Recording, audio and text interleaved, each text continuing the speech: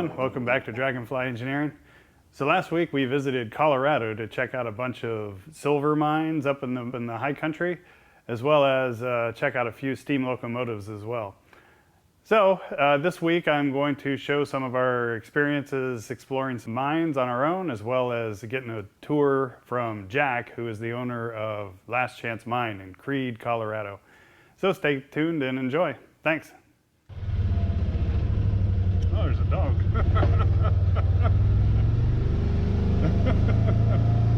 This must be someone's high country ranch.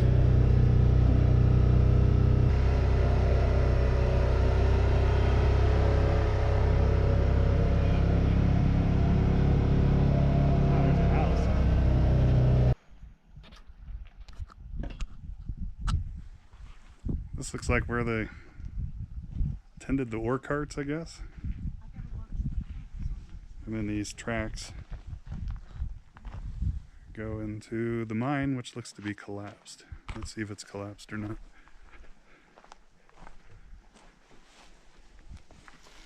There's a switch. So the ore cars go down the valley that direction into the mine.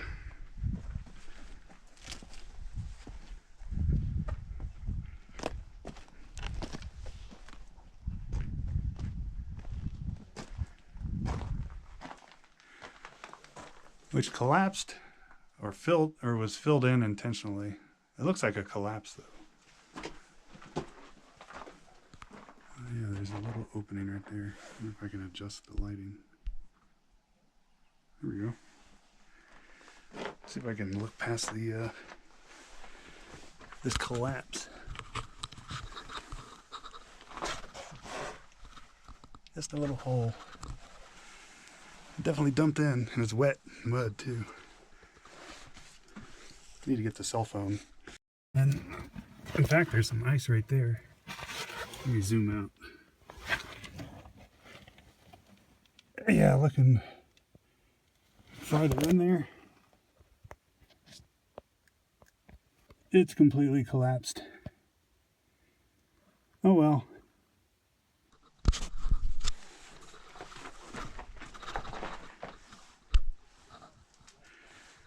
Yeah, so looking back out the mine, you can check out that building. It seems to service the cars. Got random pipe and mine debris everywhere. So this building here looks to be a service building. Oh, this is the assay shack.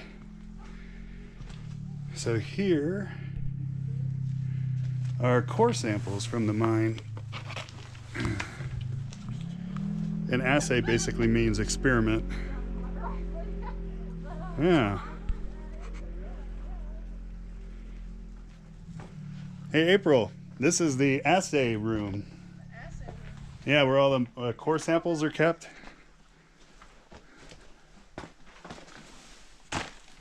Where they determine the viability of the ore. Man, it just tossed them all in here. So these boxes are designed to hold the core samples? Yeah. Oh, because that building over there is full of them. Oh, really? Of cardboard. And this is a strong box.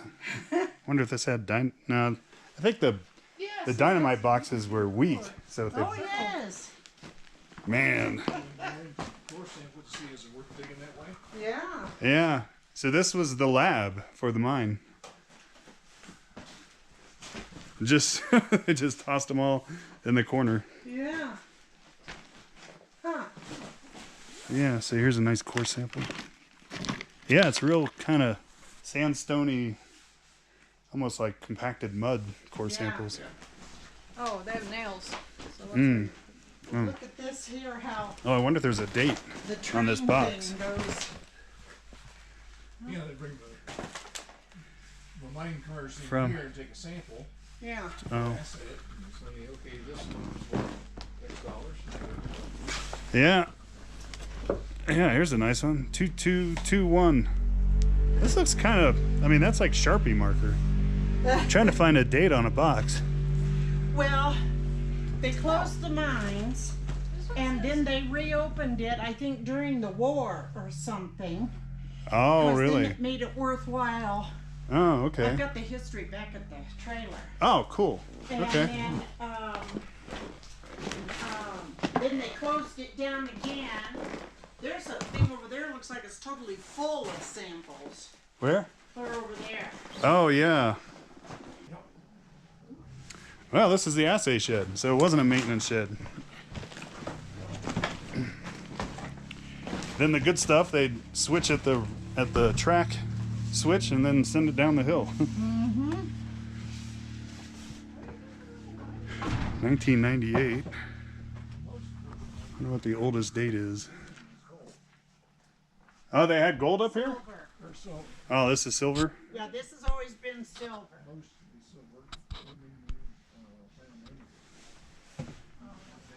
You gotta watch some of these old mine timbers. Yeah. But then they probably came out That's in neat. war shape, right? Then all the good stuff they'd go send down the mountain on ore carts. So that's building's open? Yeah, well, I looked in the window Oh. and saw all the cardboard, but didn't realize what the cardboard was. You know, hold the samples. Oh yeah, there's more of it. There was probably shelves in here and someone took the shelves and left all the assay for this. Here's a big shelf. Oh, I mean like iron shelves. Oh, no. This isn't iron, this is wood. Well, they must have Whoops. they must have done a lot of work here. Oh yeah, there's a good original assay box. But yeah, I mean, they had custom cardboard made for all of this. Oh, well, there's remnants of a shelf on the side. Oh, we can walk in there. Hello. Here's the old bathtub. What do we got going on in here? Oh, that's just a side room.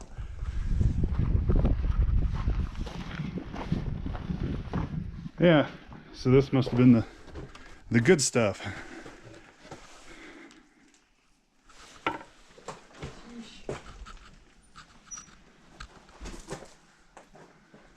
Wow, that's crumbling. Oh, they had a fire.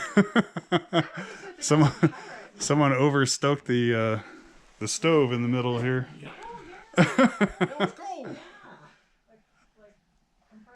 That's weird though. It's like, oh, the fire was in the attic.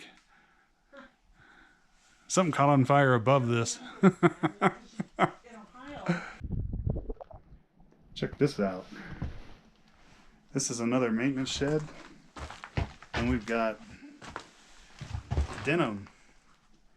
For anyone who watches mining shows on YouTube, some of this denim can be worth $100,000. And here it is just sitting in this easily accessible building in Colorado. So this denim original miner's denim, $100,000. Oh, is that right? Yeah, Levi buys up Oh. old jeans that come out of mines. Oh my gosh. This probably isn't because it'd be long gone. Yeah. But some people buy mines just to look for old clothes in it. Oh my gosh. And it's the mother lode, and Levi buys them up in San Francisco. Well, if the last chance, I think it's see the what last chance in this deal. Chance mine is opened up there, you will really see. Word, there's a rat in here. But yeah, seeing that deep in a mine will pay for a person's mine. Sometimes. Smile. Oh. We're at the Last Chance Mine. Dad's parking the all-terrain vehicle.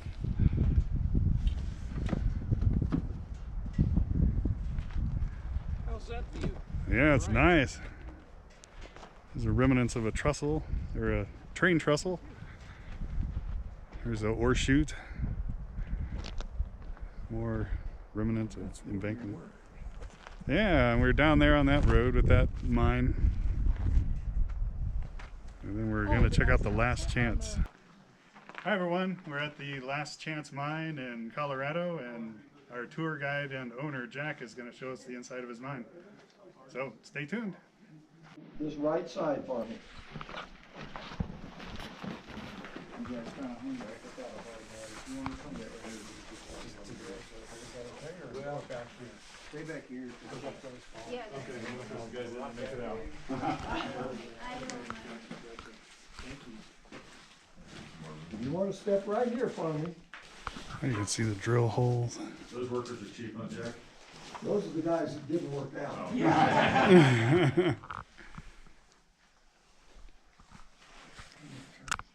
The sides of these tunnels are not walls. They are called ribs. The overhead is called the back.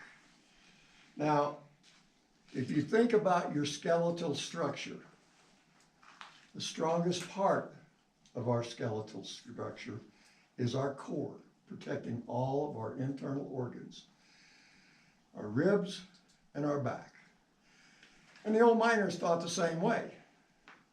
This is why the terms are used, so we know what we're talking about.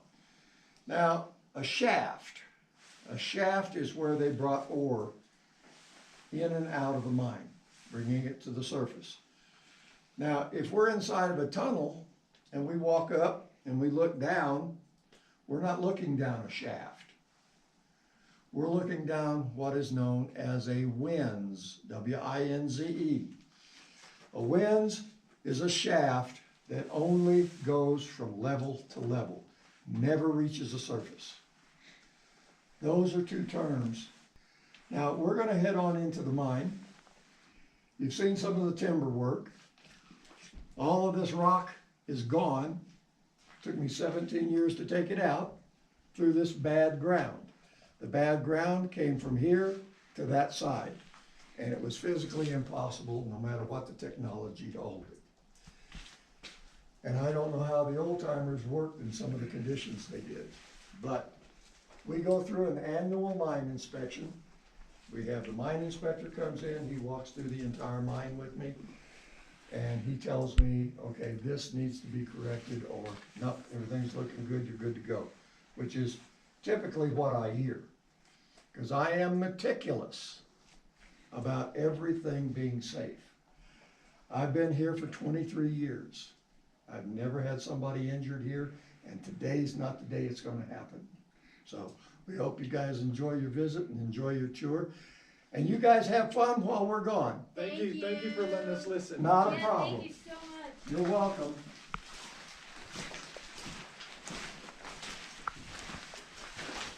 Now up overhead here, this is another form of rock stabilization. Along with the rock net here, we have what the old timers call bacon strips.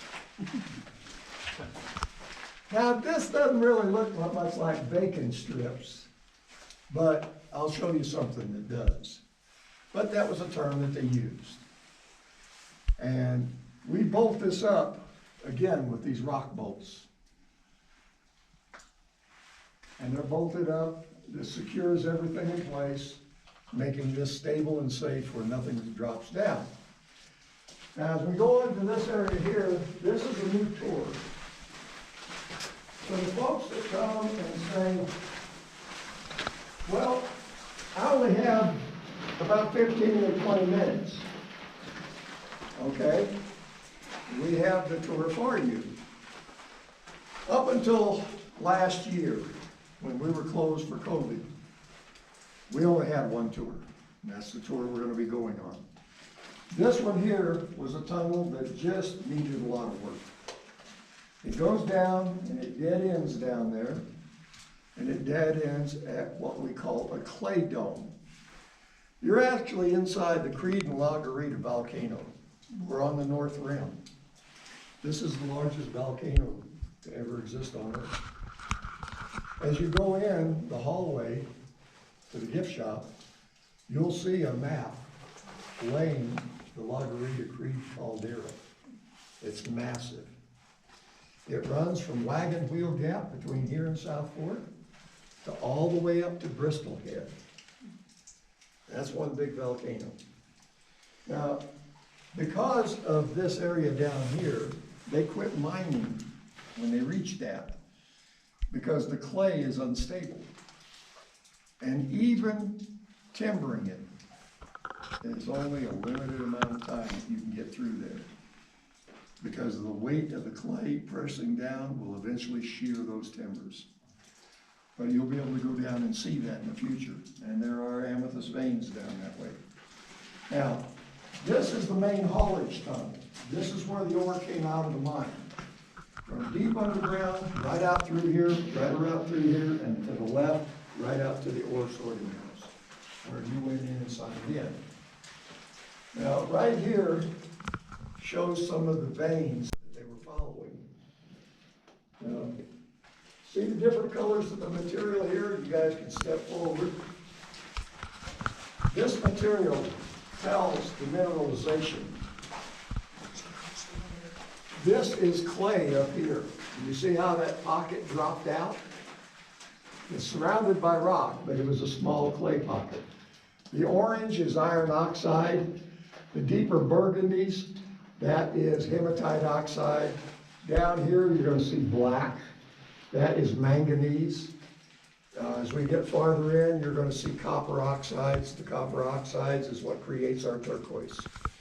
We are the only turquoise producing mine in the Creede district. But these are some of the veins. And this is what they were following. This is why they came in this way. You notice that they're all at an angle.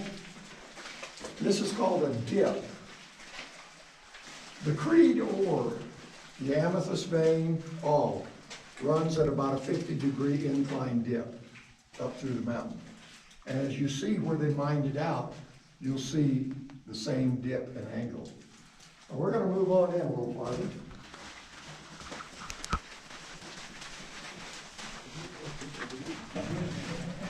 I see little blocks of wood that are wedged into the walls. Yeah, Can you say what those are for? yeah, those are hanger periods. They would drill a hole in, drive a wedge in, and at that point, they'd put a wire. Oh, okay. You know. Instead, we do it like this now. Oh, with this We have iron. specific carriers. Oh, you can see the old wooden one up there that Yeah. you replaced. Now, this area right here, Uh-oh. this is an ore deposit. You'll notice all the coloration in this. This is all natural colors. And this really, when they found this, a lot of times when they find this, they'll start digging into it because it can contain high-grade silver, lead, zinc, copper, or even gold. You notice the burgundies, hematite oxide, iron oxide, black, the manganese. This is a rare color of amethyst. This is one that I have nicknamed orchid amethyst. Well, you've all seen the big purple orchid corsages that the ladies wear. Well, you guys kind of step over here and kind of an arch around me. And you're going to see the only known piece of orchid amethyst right there. Oh, wow. That's cool. I like that one. That is a vein of it. Now you might wonder why I don't dig it out. If I dig it out, okay, I can probably get it out of there. But you folks couldn't see it. It's worth more to me to leave it in place for everybody to enjoy for generations to come than for me to take a few pieces out and maybe that's all there is ever going to be. Now, as we walk down through here, you're going to see different colorations all through here. Those are all of the ore that they were following. The vein all through here in different places. You'll see the mineralization. This is what they were following coming in. Here's a small part of the vein here. Oh, yeah. There's amethyst right in there, all down through here. They were following veins from 1/4 inch wide to 10 feet wide of high-grade silver. They drill a sample here? Just drill silver. That's actually the end of the blast hole. Oh, When they first drilled this, oh, yeah. where I'm standing, right here, Oh, they're coming this way. is the original tunnel. This was all done in the 1970s for exploration. So these men worked in a space less than 4 feet wide, generally as a rule, not more than 5.5 feet tall. And we're walking in the direction of the mining, or? Oh, okay. This is the way they were going into the tunnel.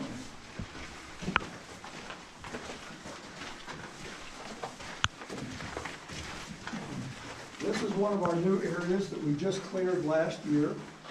We're waiting for approval to be able to go in here and let Oh. people come and enjoy this also. Wow, that's Now, the best original. place to see this from is right over here. You can stand there, and this Oh, is wow. what is known as a stope. This was an ore body. From this side, which is known as a footwall, to this side, known as a hanging wall, was filled with ore.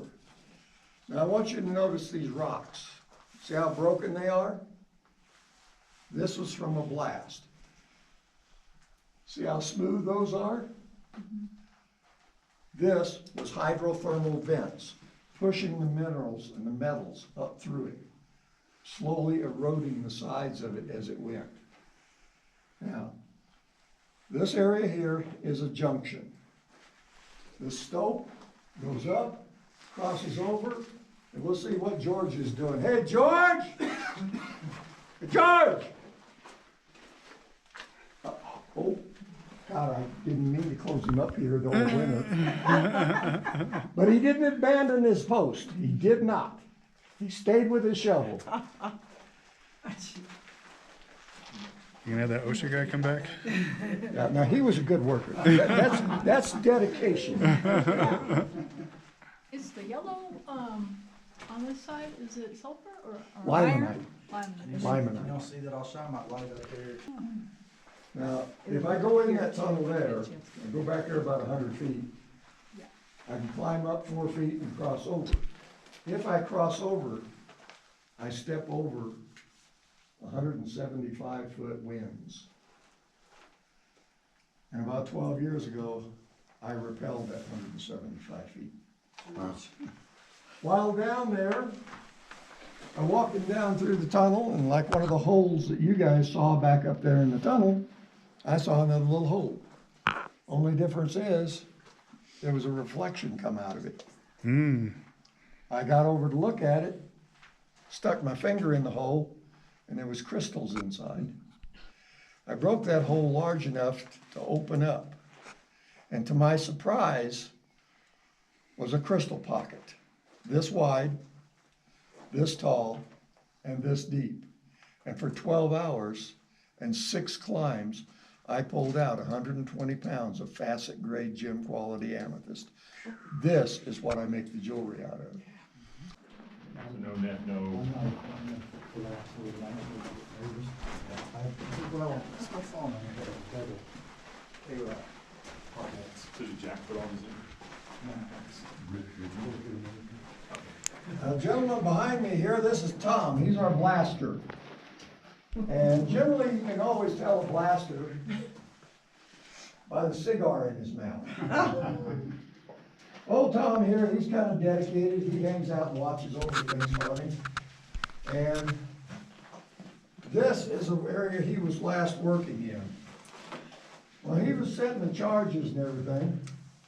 Charges are set in a specific pattern. In the center of the pattern is the relief hole. These 3 right here. This here is a tamping rod. Tamping rod is used, pack the powder in, get it back in there, locked in, ready to blast. These 3 holes are the first part of the blast. Now, if we set off what we call a round, that's what this is. We set off a round, we move out to a safe zone, we set the charge, let it ignite, and what we hear, boom! But in reality, that's not the way it goes. These 3 have to go off first. When these 3 go off, it blows a hole right in the middle. About, varies between 2 and 3 feet in diameter, 12 feet into the rock with the new way of drilling. In the old days, it was 3 feet. Once this is blown out of the middle, it's called a relief hole. The circular pattern around it then goes off. That collapses that rock into the relief hole. Once that is filled, the next round, called the shapers, that's the ones that come up the side, across, and down. This gives us our ribs and our back. And the last rounds that go off is a series of 4 right at the bottom, called lifters. When that one goes off, everything now that is broken and fractured is picked up and shoved out. So you wind up with a muck pile up here tapering outwards. And then your muckers come in, clean it out, remove it, whether it's rock or ore. This is what gives us the mine its box shape. Now you understand how it's done. Now all the mineralization here, now look here, see the greens? That's copper. This is a chunk of material that come out of this deposit over here. That's a piece of our raw turquoise. That's a nice big piece, but we want to leave it here for everybody to enjoy. So now, along with this, when I first come in here, there was a pile of rock out all the way out here. And I thought, why is this pile of rock here when they were already drilling? That makes no sense. So I got to looking. Got over here, crawled up that pile of rock the first time, and then I recognized what happened. If you guys will step this way, you'll see what happened too. Oop, found a hole. That's a cave-in. Now this happened during the drilling process. And the reason I know that is because when I come in here with a bobcat and started cleaning it out, I found right in here, right in line with that hole right there, a bent drill steel and remnants of what we call a jackleg drill. So that meant that miner was drilling there when that rock broke loose. Now, drillers are very observant. They're always watching, always looking for little things. Because you may be working here, but in your light, you see things fall.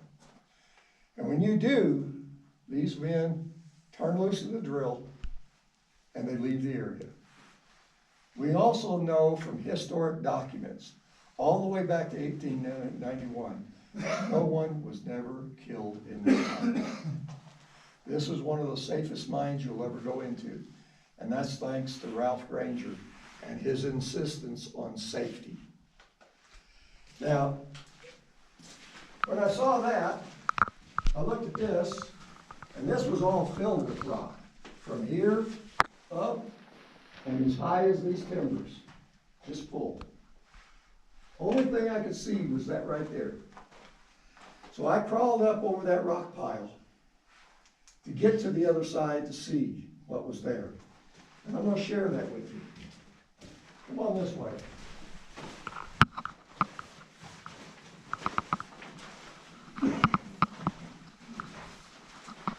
At this point here, I slid down this side of the rock pile.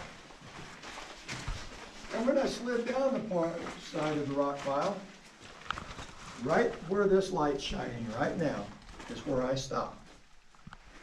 Feet planted on the ground, got my light, and I'm looking like this.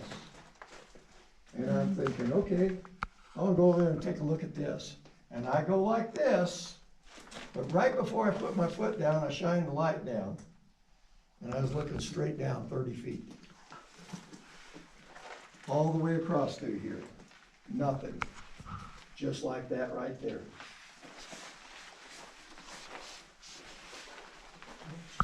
Just a drop off.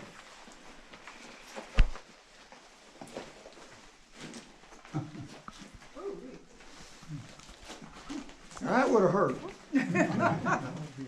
So I assume you put the rubble there in here. I did. Very observant. I filled this, moved it across, cleaned this out, and in a future tour, you're going to be able to walk over there, look up under here, behind this footwall, there's a vein up there of deep purple amethyst that we're going to illuminate, and you see. That's what these new uprights are for, to be able to shelter this. So you're going to be able to see that in the future. Now, this was all silver. All the way up to there. What are the cross timbers that hold the, well, what's All right, the, see that plank right there where my light is? yeah, That's where men stood and worked. Men went up there, every two of these held a board. Men would stand on this. These are about 6 to 7 feet apart. They would take their ladder with them from here. You would start here, get up a platform. Bring your ladder up, set it up, go up another platform. Take it up, set it up, go up another platform. And finally, you'd get up there and go to work. so they're not holding this rock face from No. collapsing? Oh, no, no. With a candle. There, right there is Oh, Oh, where that, some of the green- turquoise come out of. And there's more over here. This was a good region for copper minerals. and this is that volcanic vent that you This mentioned? is the stope. The You know, stope, you see how smooth the walls are? yeah. Yeah. See, this was blasted, but that up there was not. Right. This is why this mountain is so stable and the mine is stable, because they did not blast to remove the ore. They literally dug it out. Now over here is a piece of the amethyst vein. This is what they followed through here. This was filled with it. You know, imagine the amethyst going from here to here, wide. So this is completely full. Oh, yeah. Silver and amethyst, right here. See the banding? Mm-hmm. It goes all the way up that way, goes, wraps around, and goes down in there. This is more of it here. This is the dirt. And imagine looking at this in the candlelight and saying, oh yeah, we're gonna dig that out. But this is where it splits. It goes in two different directions here. Oh, sorry. And galena is Lead in ore, here? raw lead, Raw lead, raw lead. just straight up lead, not oxidized with anything? It'll have traces of zinc, copper, silver, can all be in with it. And that's, comes out of here too? Comes out of here too. We are one of only 2 mines that produced gold. Oh, really? Yeah. Oh, so there's gold in these hills? This mine produced enough gold to pay the overhead. That made it rich because the silver, lead, zinc, all were profit. You know? And high-grade silver, 50, 75 ounces of silver per ton of ore. That is rich ore. They quit mining veins in here when it reached 50 ounces per ton. We have veins in here at 35 to 50 ounces per ton. But why dig after 50-ounce silver when you have silver running at 1,500 to 2,000 ounces per ton all through here? Huh. Anybody got any questions? How was the ore managed? What did they do to get the valuable minerals out? It was sent down to the Humphreys Mill down in Creede, and it was float separated by crushing it to a fine powder Right? and separated. Okay, so no chemical. Now it is a float process. Okay. Yeah. And they were able to get the different minerals, I mean, lead, Oh, gold, yeah. silver, all out The of gravity weight in a flotation process, as it flows in through its slurry and powder, gravity weight will float it on top of the liquid that they're using to separate it. Heavier metals pass through, lighter metals, zinc would separate out, lead would separate out, silver would separate out, the gold would separate out at different levels. What were the liquids that were used? Like mercury or something? No, they never used, mercuries here. Oh, It was, as far as I understand it, water and oils. oh, emulsions. All right, we're gonna step over this way. So all mines that have these cross timbers were just for footholds. None of Yep. them are really to hold Yep. up the mountainside. No, Oh, okay. the mine are steel. That turquoise is really neat, though. Here's the vein. Very neat right there. This is the amethyst vein. Now you see how that's kind of a blue-black, gray? That's because it's carrying high traces of silver. Silver in float will turn amethyst gray-blue. Goes right up over our head and comes back down on this side. This is what they were mining. Is this material? So that hole there is a shaping hole then for blasting? Which one? This Yeah. drilled hole? That's a drill hole. Oh, Yeah, you see that? In the 70s, they come in and did some survey work, and they drilled these, and sometimes they just went in a shallow, because you see, there's right on the vein, right. just to take some tests. Oh, so it's like an assay hole. Yeah, Oh, okay.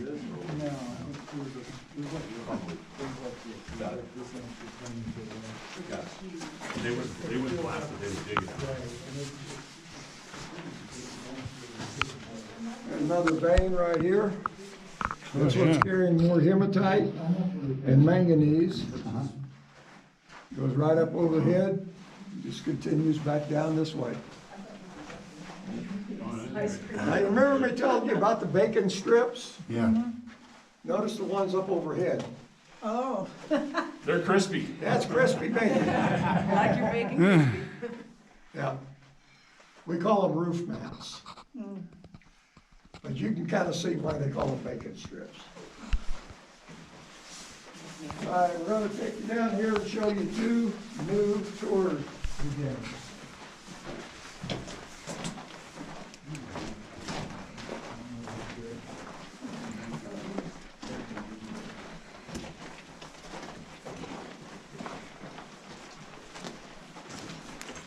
Oh, that's cool. This one here, when I first walked through here, the rock and debris was all the way up to here. This is what I've had to clear out. You can see the rails back in here now. Oh, yeah. Way back And this in will here. be part of a new tour. And that's a compressed air line for drillers? It is. As will this. This will be another branch tour. This one here, we have what we call a pillar right here. This tunnel splits in 4 different directions right here. That pillar supports everything above it, but the right side of that pillar is a beautiful purple amethyst vein that you'll get to see. And as we get this cleared out, we're gonna pour concrete floor in there, and this will be part of what we call our lunch tour. You have to sign up it in advance. You pick out what you want to eat from the list. Your sandwich, your drink, your chips will all be here. You can come in. We suggest everybody write down questions that they thought about later.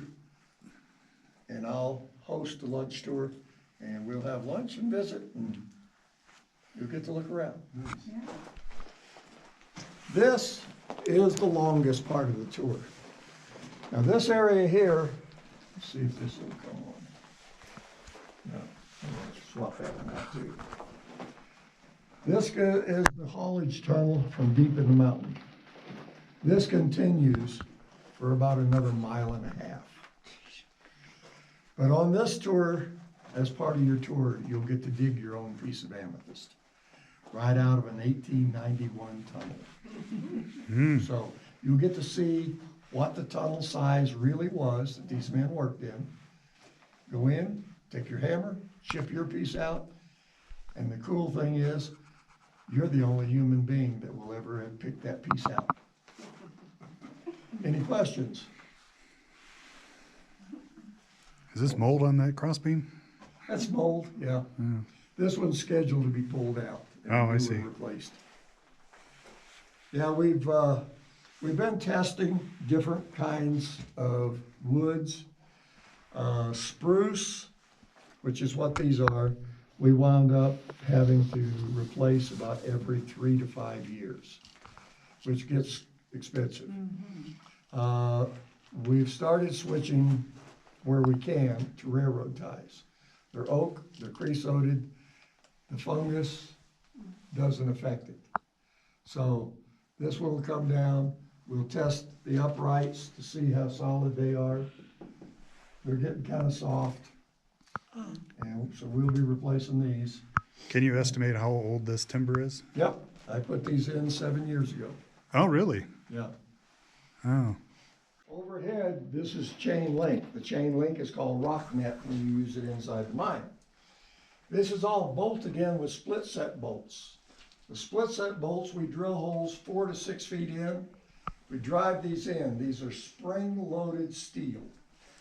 Looks like a tube or a pipe with a slot cut down it. As you drive these in, that tube compresses inside the hole. And once they're in, they cannot be removed. Now, this is here for a reason. This is the transition zone from the mine to the outside. And because of that, you have expansion and contraction a lot in the winter and summer. And a lot of times it'll turn the rock loose. That's what we don't want to happen when you're coming in and out. You notice some of the different size rocks up there. That's what it's there for, is to catch that. As long as you can catch that, keeps everybody safe. Because from this point on, it's hard rock. Very stable, very solid. And you're able to go in and out. What you see here on the left is called a cribbing wall. The cribbing wall is there because the size of this tunnel is so large that to support and stabilize it, you build this sort, and then you put your horizontal and your vertical beams in, and then you put your lacing over the top of it. The lacing does the same thing that the rock net does. The rail tracks went out there and just dumped. Yeah, I saw like remnants of a rail line along this ridge here. So this was the track. Well, they had the tracking right on the top of the building, right up here where the shop is. Oh, okay. For the stuff you're keeping.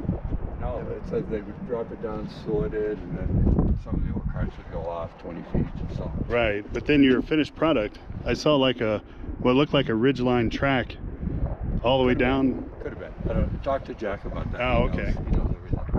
Oh yeah, I see your chute down there. So that's probably where Since we had loaded off. So how did your ore get from here down to? Probably carts.